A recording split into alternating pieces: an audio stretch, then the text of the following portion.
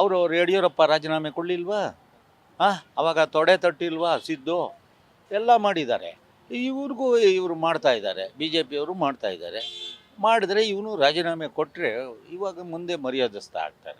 ಅನ್ಲಾಯಕಮ್ಮ ಇವರೆಲ್ಲ ಆ ಥರ ರಫ್ ಆಗಿ ಮಾತಾಡಿದ್ರೆ ಇನ್ನೂ 4 ಜನ ಇನ್ನೂ ಎಮ್ ಎಲ್ ಎಗಳೆಲ್ಲ ಹೆಂಗಂದ್ರೆ ಹೆಂಗೆ ಮಾತಾಡ್ತಾರೆ. ಒಬ್ಬ ಸಿ ಎಮ್ ಎ ಹಿಂಗೆ ಮಾತಾಡಿದ್ರೆ ಎಮ್ ಎಲ್ ಎಗಳು ಹಂಗೆ ಮಾತಾಡ್ತಾರೆ. ಇವಾಗ ಯಾರು ರಾಜಕೀಯ ಅಂದರೆ ಒಲಸು ಅಂತಾರೆ, ಆ ಥರ ಮಾಡ್ಕೊಂಬಿಟ್ಟಿದ್ದಾರೆ. ನಮ್ಮ ಕರ್ನಾಟಕ ಇಂಪ್ರೂವ್ ಮಾಡೋ ಇದೇ ಇಲ್ಲ. ರೋಡೆಲ್ಲ ಕೆಡಿಸಿದ್ರು, ಎಲ್ಲ ಮಾಡಿದ್ರು, ಯಾರು ಬಂದು ಏನೂ ಮಾಡೋದಿಲ್ಲ. ಸರ್, ನಮ್ಮ ಕರ್ನಾಟಕ ರಾಜ್ಯದ ಸಿಎಂ A1 ಆರೋಪಿ, ಏನ್ ಅನ್ಸುತ್ತೆ ಇದ್ರ ಬಗ್ಗೆ? ಅವರು ಮಾಡ್ತಾ ಇರೋದು ಸರಿ ಇಲ್ಲ. ಎಲ್ಲ ಈಗ ಏನಂದರೆ ನಾನೇ ಅಂದ್ಕೊಂಡು ಎಲ್ಲ ಮೆರೀತಾ ಇದ್ದಾರೆ. ಆ ಥರ ಮಾತಾಡಬಾರ್ದು. ಒಬ್ಬ ಗವರ್ನರ್ ಮೇಲೆ, ಒಬ್ಬ ಇವ್ರ ಮೇಲೆ ಎಲ್ಲ ಮಾತಾಡಬಾರ್ದು. ನಾವು ಸಿ ಎಮ್ ಆಗಿ ಹೇಗಿರಬೇಕೋ ಹಾಗೆ ಇರಬೇಕು. ಸುಮ್ಮನೆ ಸಿ ಎಮ್ಗೆ ಅನ್ಲಾಯಕ್ಕು ಇವರೆಲ್ಲ ಹಂಗ ಮಾತಾಡೋದು. ಎಲ್ಲ ರೌಡಿಸಮ್ ಮಾತಾಡಿ ಇದು ಮಾತಾಡಬಾರ್ದಾಗಿತ್ತು. ಏನೋ ಸಿಕ್ಕಾಕೊಂಡು ಏನೋ ಇದು ಮಾಡಿದ್ರೆ ರಾಜೀನಾಮೆ ಕೊಡಬೇಕು ಅಂದಾಗ ಯಾವಾಗ ಕೊಡಬೇಕು, ಮೇಲ್ಗಡೆ ಅವ್ರನ್ನೆಲ್ಲ ಕೇಳಿ ಕೊಡಬೇಕು. ಇವರು ಇದಿದ್ದಾರಲ್ಲ, ಇವ್ರಿಗೆ ಹೆಡ್ ಇದ್ದಾರಲ್ಲ, ಅವರೆಲ್ಲ ಸೇರಿಕೊಂಡು ಮಾತಾಡಿ ಕೊಡಬೇಕಮ್ಮ. ನಾನೇ ಮುಖ್ಯಮಂತ್ರಿ, ನಾನೇ ಬಿಡೋದಿಲ್ಲ, ಯಾರು ಏನು ಮಾಡ್ಕೊಳ್ತಾರೋ ನೋಡೋಣ ಅಂದರೆ ತಪ್ಪಾಗತ್ತೆ. ಸರ್, ಮೂಢ ಹಗರಣದ ಬಗ್ಗೆ ಹೇಳೋದಿದ್ರೆ ಏನ್ ಅನ್ಸುತ್ತೆ? ಮೂಢ ಹಗರಣದ ಬಗ್ಗೆ ಬಗ್ಗೆ ಏನೋ ಮಾಡಿದರೆ 14 ಸೈಟೋ ಏನೋ ಮಾಡಿದ್ದಾರೆ, ಮಾಡಿ ಅವರು ಇದೆಲ್ಲ ಮಾಡಿದ್ದಾರೆ, ಸಿಕ್ಕಾಕೊಂಡಿದ್ದಾರೆ. ಅದಕ್ಕೆ ಏನು ಇದು ಮಾಡ್ಕೋಬೇಕು. ಸಿಕ್ಕಾಪಟ್ಟೆ ಎಲ್ಲರನ್ನೂ ಮಾತಾಡೋದು ಅದೆಲ್ಲ ಮಾಡಬಾರ್ದು. ತಪ್ಪು ಮಾಡಿದರೆ ನಾನು ತಪ್ಪು ಮಾಡಿದ್ದೀನಿ ಅಂತ ಒಪ್ಕೋಬೇಕು ಅಷ್ಟೇ. ಸರ್, ಇವಾಗ ಸಿಎಂ ಸಿದ್ದರಾಮಯ್ಯನವರು ರಾಜೀನಾಮೆ ಕೊಡಬೇಕು ಅಂತ ವಿಪಕ್ಷದವರು ಹೋರಾಟ ಕೂಡ ಮಾಡ್ತಿದ್ದಾರೆ, ಕೇಳ್ತಿದ್ದಾರೆ. ಏನ್ ಅನ್ಸುತ್ತೆ ನಿಮ್ಗೆ? ಅವ್ರು ಕೇಳ್ತಿರೋ ಸರಿ ಅಂತ ಅನ್ಸುತ್ತಾ? ಸರಿ ಅನಿಸುತ್ತೆ. ಯಾಕೆಂದರೆ ಹಿಂದೆ ಯಡಿಯೂರಪ್ಪನಿಗೆ ಇದು ಮಾಡಿದ್ದಾರೆ. ಅವರು ಯಡಿಯೂರಪ್ಪ ರಾಜೀನಾಮೆ ಕೊಡಲಿಲ್ವಾ? ಅವಾಗ ತೊಡೆ ತಟ್ಟಿಲ್ವಾ ಸಿದ್ದು? ಎಲ್ಲ ಮಾಡಿದ್ದಾರೆ. ಇವ್ರಿಗೂ ಇವರು ಮಾಡ್ತಾ ಇದ್ದಾರೆ, ಬಿ ಜೆ ಪಿಯವರು ಮಾಡ್ತಾ ಇದ್ದಾರೆ. ಮಾಡಿದ್ರೆ ಇವನು ರಾಜೀನಾಮೆ ಕೊಟ್ಟರೆ ಇವಾಗ ಮುಂದೆ ಮರ್ಯಾದಸ್ಥ ಆಗ್ತಾರೆ. ಇಲ್ಲ ಅಂದರೆ ಕಷ್ಟ. ಬಿಡಬಾರ್ದು. ಇಂಥವ್ರನ್ನೆಲ್ಲ ಕೆಳಗೆ ಇಳಿಸ್ಬೇಕು, ಯಾರೇ ಆಗಲಿ.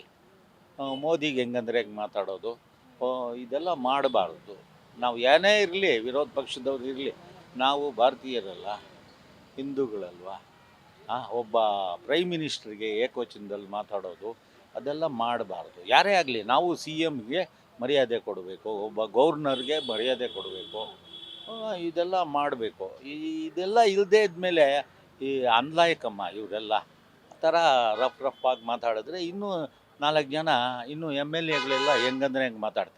ಒಬ್ಬ ಸಿ ಎಮ್ ಎ ಹಿಂಗೆ ಮಾತಾಡಿದ್ರೆ ಎಮ್ ಎಲ್ ಎಗಳು ಹಂಗೆ ಮಾತಾಡ್ತಾರೆ, ನಾಳೆ ಕಾರ್ಪೊರೇಟರ್ಗಳು ಮಾತಾಡ್ತಾರೆ.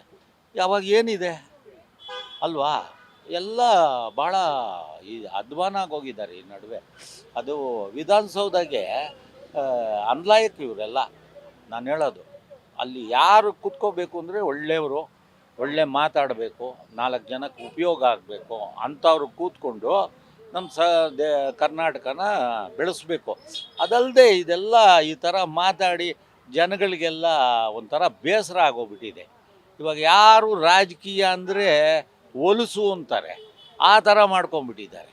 ಮೊದಲಾದರೆ ದೇವರಾಜ ಅರಸು ಇವ್ರ ಕಾಲದಲ್ಲೆಲ್ಲ ಚೆನ್ನಾಗಿ, ಹೆಗ್ಡೆ ಇವ್ರ ಕಾಲದಲ್ಲೆಲ್ಲ ಚೆನ್ನಾಗಿತ್ತು.